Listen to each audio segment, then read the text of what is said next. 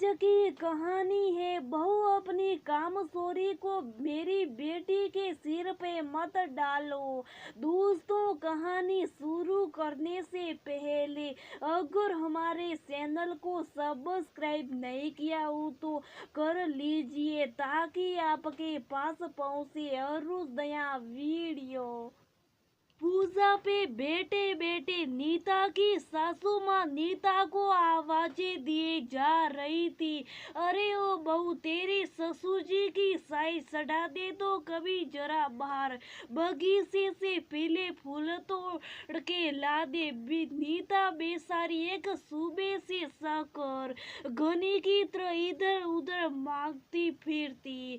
नीता अपने घर की बड़ी बहू तो घर में सास ससुर पति दो छोटे देवर ननद थे जो कॉलेज जाते थे। नीता था एक 5 साल का बच्चा था। सोमू सोमू स्पेशल चाइल्ड था। जन्म से उसका विकास सामान्य बच्चों की तरह नहीं था। जहाँ 5 साल की उम्र के बच्चे अपना बहुत सा छोटे मोटा काम खुद कर लेते थे, वही सोमू हर काम के लिए अपनी माँ पे निर्भर होता। संयुक्त परिवार में होते हुए भी नीता को हर तरह से अकेले सोमू को संभालते। वे घर का काम भी करना पड़ता था। घर के कामों के चक्कर में नीता कई बार सोमू पे भी ध्यान नहीं दे पाती, जिसका बहुत अफसोस होता। नीता को ननद पढ़ाई का बहाना ले किसी भी काम को हाथ नहीं लगाती थी। अभी भूल से नीता कोई काम कह भी देती तो सासू माँ नाराजी हो जाती। मेरी बेटी घर का काम करेगी तो पढ़ाई कब करेगी। और खुद नीता की सासू माँ पूजा भजन और कीर्तन के बहाने औरतों के मंडली में गप्पे मारती रहती।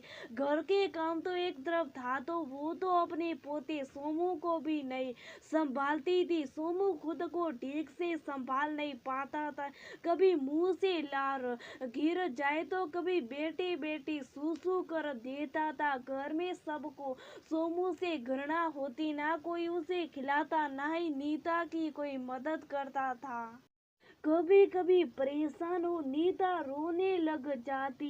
हे ईश्वर, क्यों मेरी हिस्से में सारे गम आए। अपनी माँ को रोता देख नन्हा सोमू अपने हाथों से अपनी माँ के आंसू पोंछता। मेरी तकलीफ मेरे ना समझ बच्चा भी समझ जाता है, लेकिन इस घर के लोगों को कभी मेरी तकलीफ नहीं दिखती। दुखी हो नीता अपने बच्चे को गले लगा जी हल्का कर लेती। घर में सबको सिर्फ नीता से काम से मतलब होता, नीता की परेशानियों से नहीं। नीता का पति रमेश सब समझता था, लेकिन अपनी माँ के सामने कुछ कहने बोलने की हिम्मत ही नहीं थी। उसमें रमेश ऑफिस से आकर जब सोमू को संभालता तो दिन भर की थकी नीता को थोड़ी देर रात मिलती। अपने पति के प्यार के सामने दिन भर के थकान को भूल जाती। एक दिन नीता ने रात के खाने के लिए सब्जी सोची, तब तक सोमू के रोने की तेज आवाज आई। अभी तो सुरा की आई थी, कहीं बिस्तर से गिर तो नहीं गया, ये ख्याल आती घबराई नीता ने निया को आवाज लगा गया। निया, तुम जरा सब्जी देख लो, सोमू शायद गिर के रो रहा है। नीता ने अपनी ननद से सब्जी देखने को बोल सोमू को संभालने दौड़ गई। इधर निया, जो कि अपनी सहेली के साथ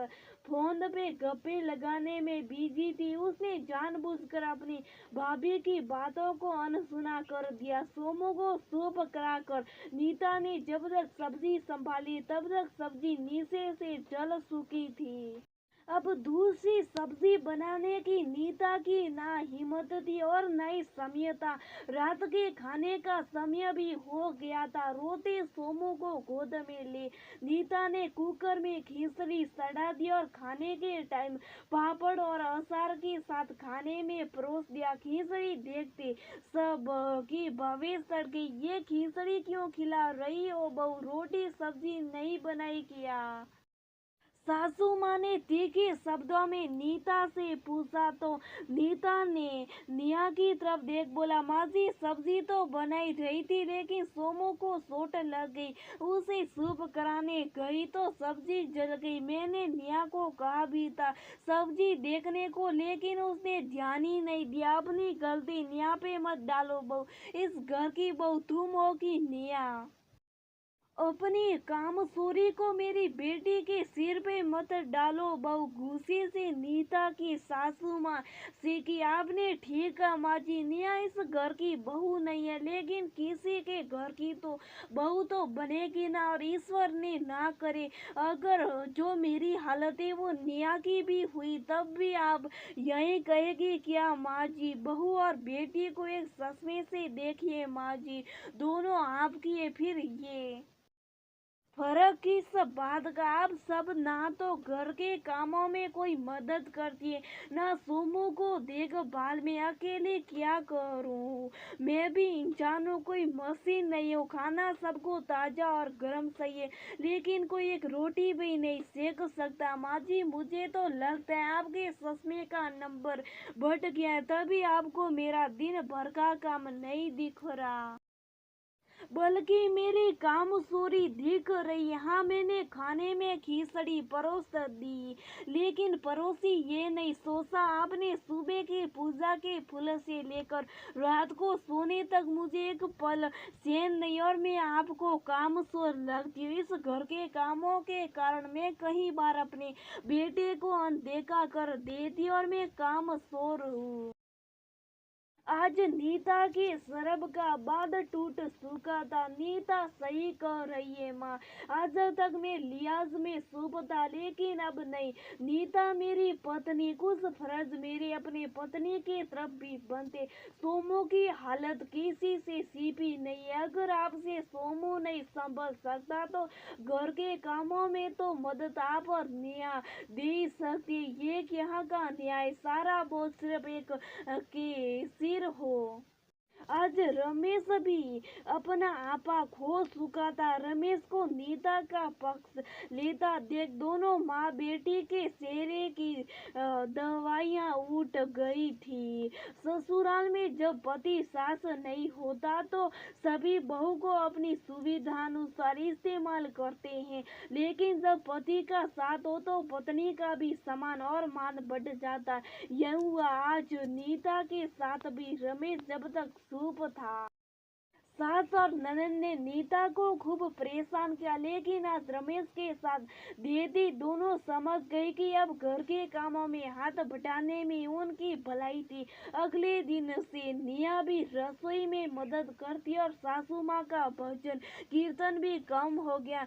नीता के चेहरे पे भी एक सुकून की मुस्कुराहट वापस खिलने लगी थी।